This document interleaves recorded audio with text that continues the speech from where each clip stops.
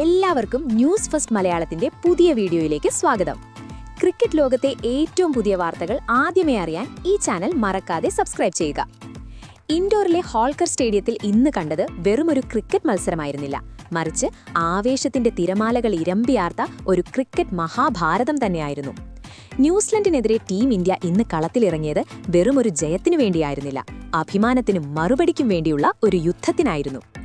തുടക്കം മുതൽ രോഹിത് ശർമ്മയുടെ രാജകീയ ആധിപത്യവും ശുഭ്മാൻ ഗില്ലിന്റെ യുവരക്തത്തിന്റെ തിളപ്പും കണ്ടപ്പോൾ തന്നെ കിവീസ് ബൌളർമാർ വിറച്ചുപോയി എന്ന് പറയേണ്ടിവരും. പവർ പ്ലേയിൽ ഇന്ത്യൻ താരങ്ങൾ നടത്തിയ ആക്രമണം കണ്ട് ഒരു ടീം തല്ലുന്നു, മറു ടീം തല്ലുകൊള്ളാതിരിക്കാൻ പാടുപെടുന്നു എന്ന അവസ്ഥയിലായിരുന്നു കാര്യങ്ങൾ. രോഹിത്തിന്റെ പട്ടുപോലത്തെ ടൈമിങ്ങും വിരാട് കോഹ്ലിയുടെ ക്ലാസിക് ഷോട്ടുകളും ചേർന്ന് കിവീസ് ബൌളർമാരെ നോക്കുകുത്തികളാക്കി. ഓരോ ഓവറിലും ബൗണ്ടറികൾ ചീറിപ്പായുമ്പോൾ ഗാലറിയിൽ ഭാരത് ഭാരത് എന്ന മുദ്രാവാക്യം മാത്രം മുഴങ്ങി. ഇടയ്ക്ക് മധ്യനിരയൊന്നു പതറിയെങ്കിലും വിക്കറ്റ് കീപ്പർ KL രാഹുൽ ക്രീസിലെത്തിയതോടെ കളിയുടെ ഗിയർ മാറി.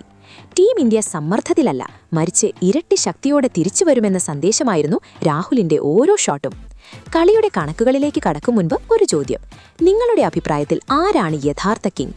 രോഹിത് ശർമ്മയോ അതോ വിരാട് കോഹ്ലിയോ? കമന്റിലൂടെ നിങ്ങളുടെ അഭിപ്രായം അറിയിക്കൂ.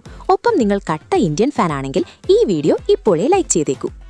ഇൻഡോറിൽ സംഭവിച്ചത് സിനിമയെ വെല്ലുന്ന ട്വിസ്റ്റുകളായിരുന്നു. ടോസ് നേടിയ ക്യാപ്റ്റൻ ശുഭ്മാൻ ഗിൽ ബാറ്റിംഗ് ക്യാബിനെടുത്തത് പൊന്നായ തീരുമാനമായി മാറി. പന്ത് ബാറ്റിന്റെ മധ്യത്തിൽ കേൾക്കുന്ന ആ മനോഹരമായ ശബ്ദം തന്നെ പിച്ച് ബാറ്റിങ്ങിന് എത്ര അനുകൂലമാണെന്ന് തെളിയിച്ചു.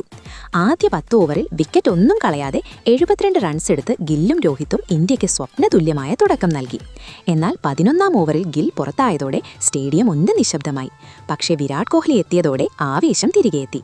രോഹിത് ശർമ്മ 92 പന്തിൽ 12 ഫോറും 4 സിക്സറും അടക്കം 113 റൺസ് നേടി തന്റെ 34ാം ഏകദിന സെഞ്ചുറി കുറിച്ചു.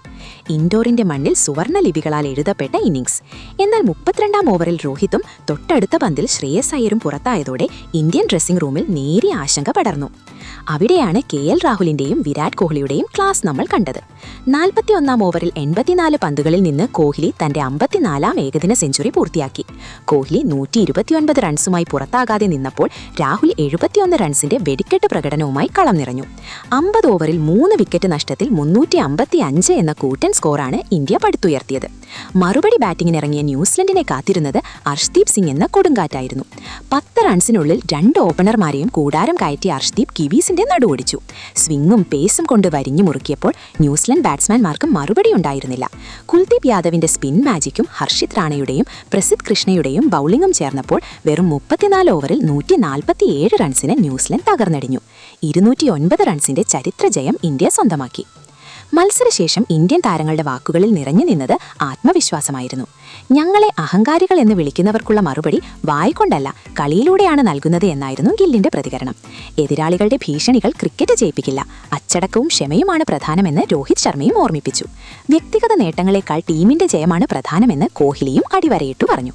ബാറ്റിംഗും ബൌളിംഗും ക്യാപ്റ്റൻസിയും ഒത്തിണങ്ങിയ ഈ മഹത്തായ വിജയത്തിൽ ആരാണ് നിങ്ങളുടെ ഹീറോ? കമന്റ് ബോക്സിൽ തീർക്കട്ടെ ചർച്ചകൾ. അപ്പോൾ ഇതുപോലത്തെ കൂടുതൽ ക്രിക്കറ്റ് വാർത്തകൾക്കായി ഈ ചാനൽ മറക്കാതെ സബ്സ്ക്രൈബ് ചെയ്യുക.